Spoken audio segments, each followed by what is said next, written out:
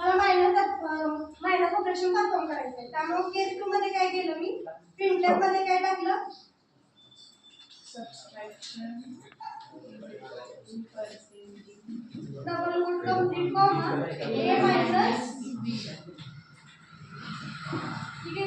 त्यानंतर काय केलं मी मल्टिप्लिकेशन साठी. ठीक आहे.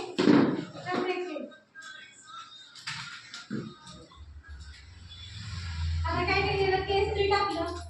केस 3 मध्ये काय परफॉर्म करायचंय मला मल्टिप्लिकेशन परफॉर्म करायचंय बरोबर. आणि इथं प्रिंटर मध्ये काय केलं मी